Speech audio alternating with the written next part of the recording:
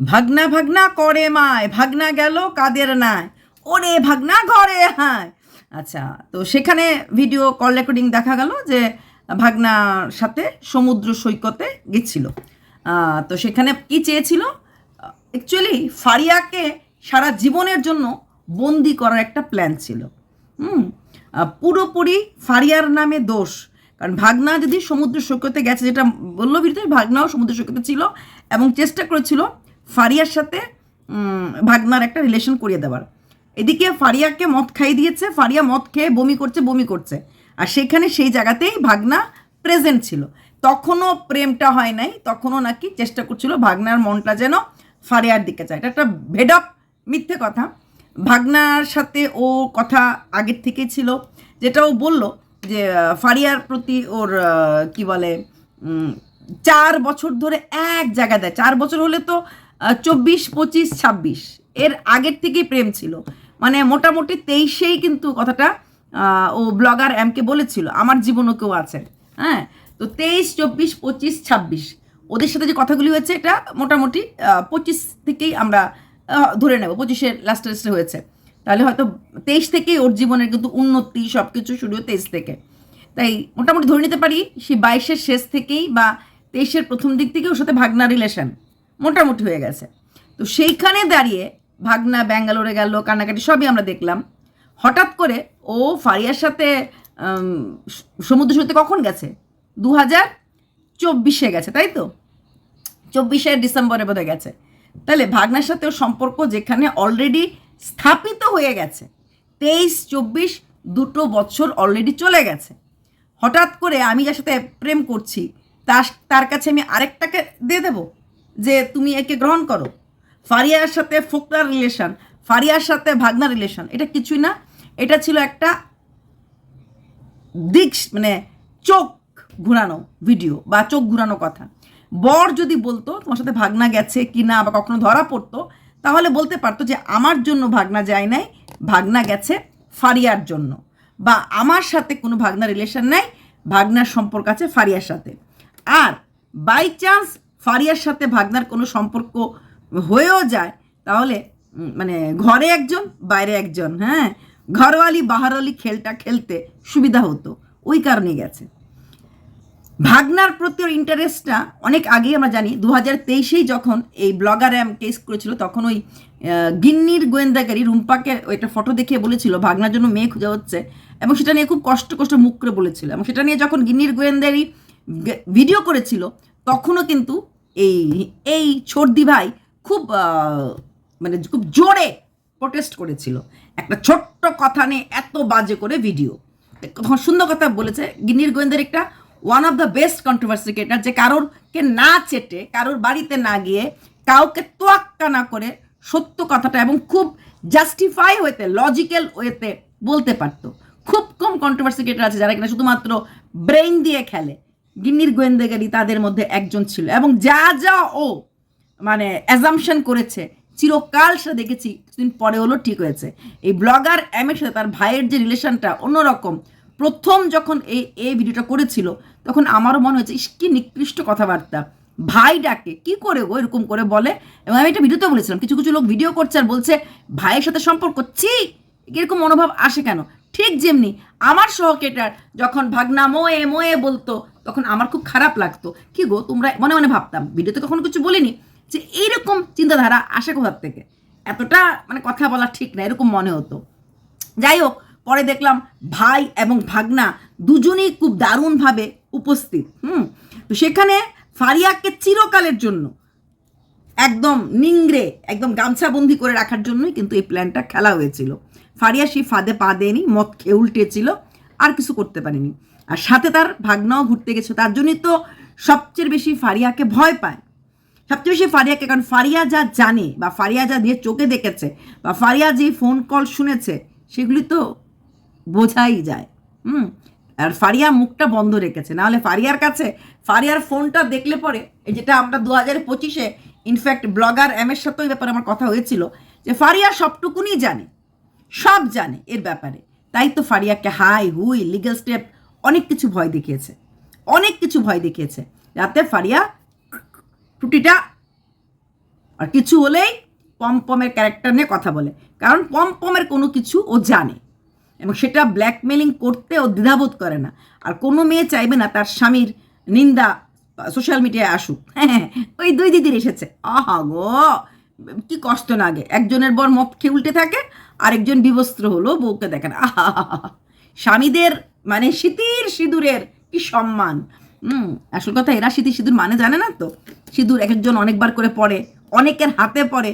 না না, ওর দিদিরা পড়েনি বা পড়েছে জানি না তো, আসবে। তবে একটা জায়গাতে এখানে আমি বলবো ছোটদি ভাই ভুল করেছে। আরও কিছুদিন মাটি কামড়ে ওই গ্রুপে পড়ে থাকলে পরে ওদের আরও কিছু খবর মার্কেটে আসতো। হ্যাঁ, আরও 1-2 মাস যদি থাকতে পারতো তাহলে আরও অনেক কথা আমরা জানতে পারতাম। এক একটা কন্ট্রোভার্সি ক্রিয়েটার যা দিচ্ছে না ওই দিদিদেরকে, উফ বাবা। দেখলাম আমার একটা ছোট বোনের ভিডিও, একদম ও এমনি তো তেরে ফুরে ভিডিও করে, কি দিচ্ছে দিদিদেরকে বাবা, দেবে না?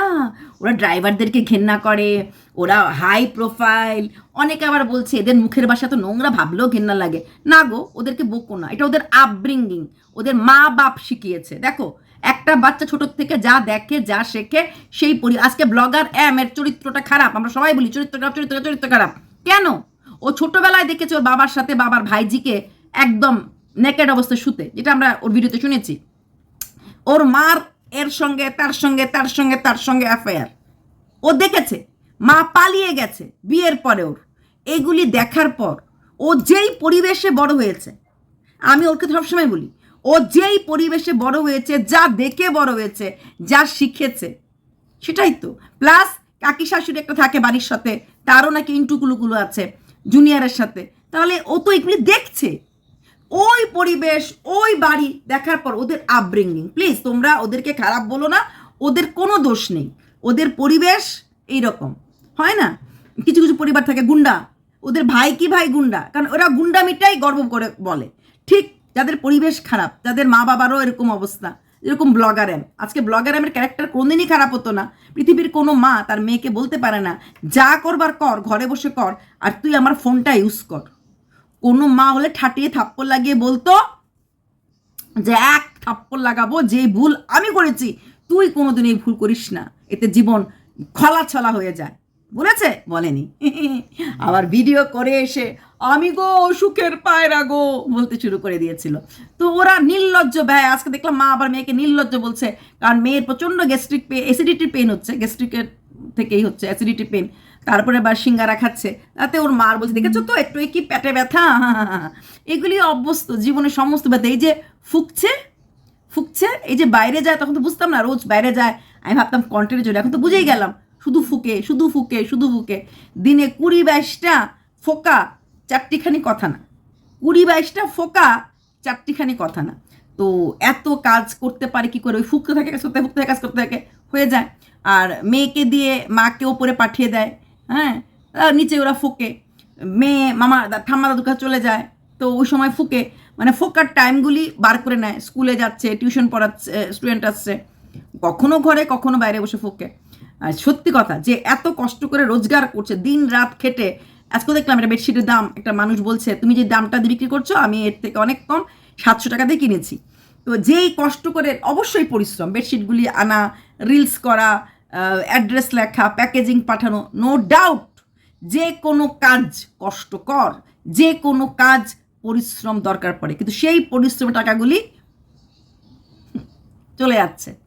মানে যেই টাকাগুলি কষ্টে অর্জিত ধন, যেটাকে আমরা বলি, লোকের মাথায় বাড়ি দিয়ে নোংরামি করে ফিউচার জেনারেশন যাতে মুখ দেখাতে না পারে ভদ্র সমাজে, এগুলি করে যে রোজগারটা করছে, তো সেই রোজগারটার কিন্তু আখেরে কিন্তু ওড়াচ্ছে এগুলিই করে।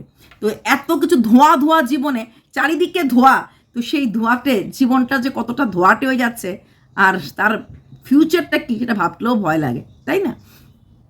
তো সেই আমাদের মামি গেছিল ভাগ্নার সাথে সমুদ্র সৈকতে, তো মামি তো মিথ্যে কথা বলেছে, ফারিয়ার সাথেও ওর প্রেম কথা যায়নি, ওর জন্যই মামাকে নিয়ে গেছিল, ভাগ্নাকে নিয়ে গেছিল।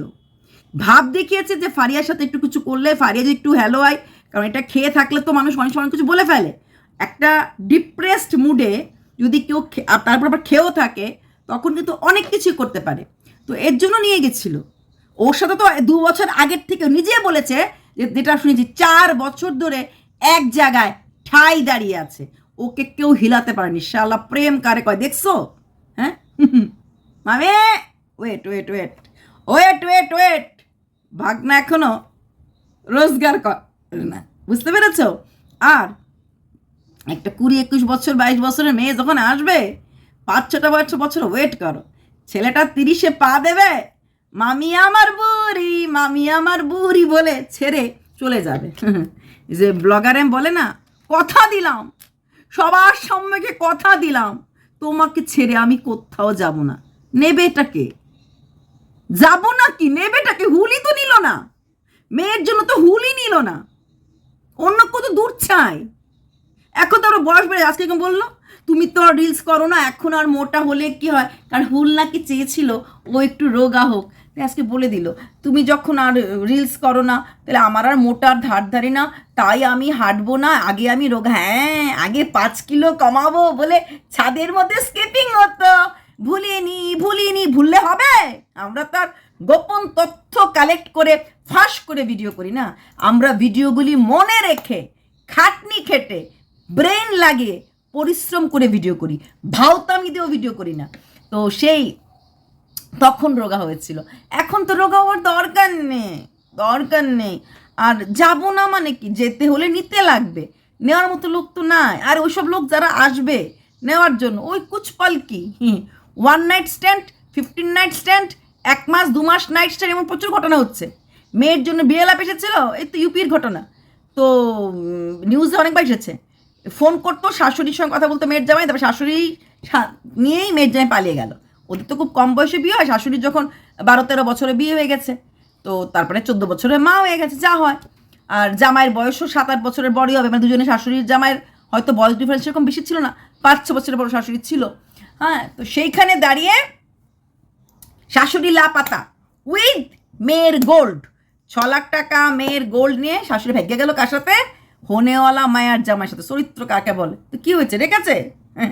6 মাস খেয়ে আথু করে ছেড়ে দিয়েছে। ওই রকম কিছু মাসের জন্য নেবে। স্ত্রীর মর্যাদা, ভালোবাসার মর্যাদা, সেটা অনেক গভীর। ভালোবাসা ব্যাপারটাই অনেক গভীর। সত্যিকার যদি হুল ভালোবাসতো না, তার বিনিময়ে টাকা নিত না। টাকা নিয়ে যে শরীর দেয়, মেয়েরা হলে জানি কি বলে, ব্লগার আমি খুব ভালো করে জানে, কারণ সে কন্ট্রোভার্সি ক্রিয়েটরদেরকে এই নামে ডাকে, তাই না? ছেলেদেরও আছে নাম, আমি তো বাংলাটা বলবো না, ইংলিশটা জানি, জি দিয়ে হয় ছেলেদের, ওরকম আর কি। তো ভালো সেও বাসেনি, টাকা চেয়েছিল, জীবনে কিছু করতে পারবে না, তো ওরকম বৌদি বা ছেলেরা ওরকম বৌদিদেরকে পটায়। ওই যে কেয়া মাসি, তার ঘরেও একটা এরকম ছেলে আছে, মানে ছেলে মানে এরকম জামাই আছে, মানে ওর হাজব্যান্ড আছে। তো সেই তার জানি কি নাম, একটা নাম দিয়েছিল ওয়াইটির লোকরা, আমি যেহেতু কেয়া কেন কখনো ভিডিও করি না, আমি ভুলে গেছি। তো তাকেও বিয়ে করে, তার ছেলের সমবয়সী একটা ছেলে তার ঘরেও আছে, তাকেও সে টাকা দিয়েই রেখেছে, ভিডিও করবে, বিছানা গরম করবে, এরকম মানুষ থাকে পৃথিবীতে। হ্যাঁ, তো এদেরকে এরা রাখে। মেয়ে হলে, মহিলা হলে তখন এদিকে অনেক নামে ডাকা যায়, আর যখন পুরুষরাই কাজগুলি করে তাদেরও নাম আছে। ওয়ার্কার তো ওয়ার্কারই, সে মেল হোক আর ফিমেল হোক, তো এরা এরকম। তো বলে না নেবে, যাবো না, তো যাবে না, নেবে না। ঠিক তেমনি মামিরও ভাগনা কুচপালকে নিয়ে, এর মধ্যে যদি মামির ঘরে একটা হুঙ্গা চলে আসে, হ্যাঁ হয়ে গেল, মানে কাম তামাম হয়ে গেল। আর যদি না আসে তাতেও মামির ক্ষতি নেই, অ্যাটলিস্ট জীবনের প্রথম যৌবনে সে যৌবনটা ভোগ করতে পারেনি, উপভোগ করতে পারেনি, কারণ আমাদের ভোদাবাবু কোনো দিকেই কিচ্ছু না। তাই এখন প্রদীপ নেবার আগে 37 বয়স, ওই বলেছে, আমি কারোর বয়স আমি কোনো কথা ভিডিও ছাড়া বলি না। 37 বয়স ধরার 45 পর্যন্ত থাকবে মোটামুটি যৌবনের আগুন, একটা ইয়াং 23-24 বছরের ছেলেকে। তো তারপর এই 45 বছরের পরে তো থাকবে না, তার বয়স 30 হয়ে যাবে, সে বুঝবে দুনিয়াদারি, একটা পিতৃত্ব চাইবে, সংসার চাইবে, যেখানে সে একটা family, head of the family হতে চাইবে, তখন মামি টাটা বাই বাই হয়ে যায়। এগুলি হয়। এরকম অনেক দেওররা থাকে, বৌদির সাথে রিলেশন থাকে, তারপর বিয়েটি হয়ে গেলে, দেওর বৌদির বয়সটা খুব ডিফারেন্সটা বেশি থাকে না, এখানে তো 10-11 বছরের বড়, 10-11 বছরের বড় এই মালাইকা আরোরার মতো এত এত ভলাপচিয়াস ডটও পারেনি অর্জুন কাপুরকে ধরে রাখতে। পারা যায় না, কারণ ইয়াং ছেলেরা ইয়াংই হয়। ওই মনের মিল তো এখানে নাই। প্রথম দিনই ভাগনা মামির কোমরে সুড়সুড়ি দিছে। কত কেমন চরিত্রহীন ভাগনা, ঠাটিয়ে দু থাপ্পড় লাগাতে ছিল। ওর প্রথম থেকে টার্গেট ছিল মামির কোমর, বুঝতে পেরেছো তো? তার টার্গেটটাই ছিল শরীর, তার টার্গেটটা মন ছিল না। মনকে চাইলে আলাদা জিনিস ছিল। যে পুরুষ শরীর চায় সে আর যাই করুক, সে ভালোবাসে না, সে ভালোবাসতে জানে না। এটা খুব অপ্রিয় হলো। মন থেকে যদি শরীরে আসে তাহলে তা ঠিক আছে। এখানে প্রথম স্টার্টিংটাই হচ্ছে শরীর দিয়ে। মামির কোমর খান দেখে সেটা ফর্সা ফর্সা কোমর দেখে ভাই না নিজেরে ধরে রাখতে পারে নাই, মামিকে সুশ্রুড়ি দিছে, কান্নামাচি বো বো করছে। ছোট লোক ছেলে একটু। তারপর তো সেটা ফারিয়া ছিল তার একটা ট্র্যাপে ফেলবে। তারপর থেকে তো ভাগ্নেশ্বর কাছে যাবে, তারপরে ওই ব্যাঙ্গালোর যাবে, ওটা নিয়েই আর কিছু বলে বলতো তুইও তো আমার ভাগ্নের সাথে এরকম করেছিস হতো। ওই ব্ল্যাকমেলিংয়ের ভয়ে ফারিয়া চুপ থাকতো। কিন্তু আল্লাহ বলো আর ঈশ্বরই বলো, ফারিয়ার পাশে কেউ ছিল। তাই মদ খাওয়ার পরও ফারিয়া না তো ফোকলার সাথে কোনো প্রেম আলাপ করেছে, না তো এদিকে কোনো প্রেম আলাপ করেছে। ওর পম্পমের জন্যই কান্নাকাটি করছিল, একনিষ্ঠ প্রাণ ছিল। ওর অন্যদিকে মন দিতে পারেনি বা মন দেয়নি বা দেওয়ার ইচ্ছে ছিল না। সব মেয়ে তো আর খারাপ হয় না, আর বিশেষ করে এই বয়সের মেয়েরা প্রেমের অনেস্টিটা বোঝে। 7 বছরের প্রেমকেও ধোকা দিতে পারেনি, এরা 12 বছরের পুরনো স্বামীদেরকেও ধোকা দিয়েই চলেছে। তো এই গেল কথা। আজকে এই ব্লগার এমনি ভিডিও দেখেছো, ও কোনো মুখ দিয়ে শব্দ বার করেনি। কেন করেনি? কারণ ও নোংরা, ও খারাপ, হ্যাঁ আমরা সবাই জানি। কিন্তু ও আরো খুশি হচ্ছে, দেখ তোরা যাদেরকে শিক্ষিত ভাবিস, আপব্রিঙ্গিং ভালো ভাবিস, বিদেশে থাকে ভাবিস, এরা কত নোংরা। আমি প্রথম ভিডিও করে বলেছিলাম এটা খেলা চলছে। আমরা সবাই সুকে বকতাম আর সু একই দিন কিছু বকতো। তার মানে কি আমরা একে অপরকে লাঠালাঠি করছি, কিন্তু ও চুপচাপ দাঁড়িয়ে আপন মনে ওর লাইফস্টাইল ব্লগ দিয়ে যাচ্ছিল। তো ওর তাতে কিছু যায় আসে না। আমরা সুকে লাথাচ্ছি, সু আমাদেরকে লাথাচ্ছিল। ঠিক আছে, ভিডিওটা দেখো। ওর কোনো যায় আসে না, কারণ ওর 2 দিদি ভাইকে সবাই বিবস্ত্র। দ্রৌপদীর বস্ত্রণ হয়েছিল, এখন এদের বস্ত্রণ হচ্ছে। যদি এদের বোঝার মতো ক্ষমতা থাকে না, সবাই কি বস্ত্রণ করছেন? সবাই তো করবে না। যারা শীত দ্বারা বিক্রি করে ভিডিও করে, যাদের কোনো মেরুদণ্ড নাই, এরা তো বস্ত্র হলেও কিছু না। 2 দিন পরে এরকমও কেস আছে, কন্টিনিউয়াসলি ওদের হয়ে ভিডিও করে তারপরে আবার এসে কান্নাকাটি করেছে। হ্যাঁ, এরকম কেস প্রচুর আছে। তো ব্লগার এমের এখন যে বলেছে না এই কন্ট্রোভার্সি ক্রিয়েটারগুলি একটা বসে পড়বে, ওর কথা বলেছিল কন্ট্রোভার্সি ক্রিয়েটারগুলি খেক করে কথা বলে, কন্ট্রোভার্সি ক্রিয়েটারগুলি ঝাঁঝা করে বসবে, দিয়েছি ঠেসে। প্রতিনিয়ত ওর ভয়েস মেসেজে ওর ভেতর থেকে একটা ঘৃণা, যে ঘৃণাটা আমাদের অন্তরে থাকে, সেটাই বেরিয়ে এসেছে। আর কন্ট্রোভার্সি ক্রিয়েটারদেরকে দিয়েই এই কল রেকর্ডিং চ্যাট রিলিজ করার কারণ একটাই, তোরা মরবি, ওখানে আমাকে পাবি না। আমি দিয়েছি, ঠিক আছে, আমি একটু বলতেই পারে ইওর অনার আমি দিয়েছিলাম, আমি এটাকে পাবলিক করতে দিইনি। ইওর অনার আমি করেছিলাম, আমি এটা অমুক করতে দিইনি। আমি এটা দিয়েছিলাম যাতে এটা জানুক শুনুক, কিন্তু ওরা পাবলিক করেছে। এরকম প্রচুর পয়েন্ট নিজের পকেটে রেখে তবেই খেলতে নেমেছে। নিজের মা নিজের বাবার চরিত্র যে বিক্রি করতে পারে, সে ওয়াইটিতে কুড়িয়ে পাওয়া 2খান আনপেড সার্ভেন্টের বিবস্ত্রগিরি দেখার পর কষ্ট পাবে, লজ্জা পাবে? একদম খুশি হচ্ছে, এই নে বোঝ ঠেলা, এবার তোরা এসেছিস আমার দলে, আমাকে বলা নে, আমি গালি দেই। দেখ তোরাও যে গালি দিস, আমি 12 পাস, তোরা ডক্টরেট, দেখ তোদের কি মুখের ভাষা। এটা এরকম। আচ্ছা, এইবার একজন আমাকে বলেছে যে খর্দার কাস্টমারও ভালো না। প্রথম কথা, খর্দার কাস্টমার ভালো হলে তো গ্রুপে পড়তো না।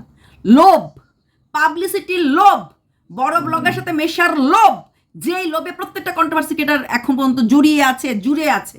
হ্যাঁ, তো সেই লোভ খর্দার কাস্টমারও ছিল, কিন্তু ভালো না হলো, কিছুটা হলো মান সম্মানের ভয় আছে।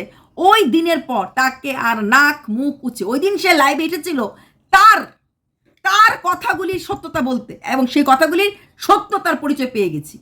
সে যখন গ্রুপে থাকবে তাকে তো ওদের হয়ে কাজ করতেই লাগবে, রাখা হয়েছে কাজ করার জন্য। আর সে ভালোবেসেছিল ব্লগার, সে কিন্তু বাকিদের সাথে মিশতে, ইন্ট্রোডিউস হতে ইচ্ছুক ছিল না। এমন হলে তো আমাকেও ওই গ্রুপে নিয়ে যেত, তখন তো আমার চরিত্র, মা গো মা, ঈশ্বর তুমি আছো, তুমি আছো ভগবান। কারণ নাম্বারটা ঢুকিয়ে দিলে কিছু করতে পারতাম না, বেরিয়ে আসলে তখন বলতো এই তো চলে গেছে, বেরিয়ে গেছে। তো সেইখানে খর্দার কাস্টমার এরপর যখন বুঝতে পেরেছে জায়গাটা পুরোটাই নোংরা, ওই জায়গাটা কাদা মাখতে আসেনি, কিন্তু বাকিরা এরপরও এসেছে এবং এসেই চলেছে, এসেই চলেছে, এসেই চলেছে। তাই খর্দার কাস্টমার কিছুটা হলো সভ্যতা ভব্যতা, অত হয়তো হতে পারে ওর বাপ মা অতটা নোংরা ছিল না, আপব্রিঙ্গিং নোংরা ছিল না। চলো বাই মামি, পেন্নাম হই ভাগনার সঙ্গে ভাই, রাসলীলা সত্যি। মামা কেন শ্বশুর, ভাগনা কেন স্বামী, কত রকম টাইটেল হয়। সিঁদুর এক মাথাতে কতবার, হেলমেট পরে বারবার। চলো বাই।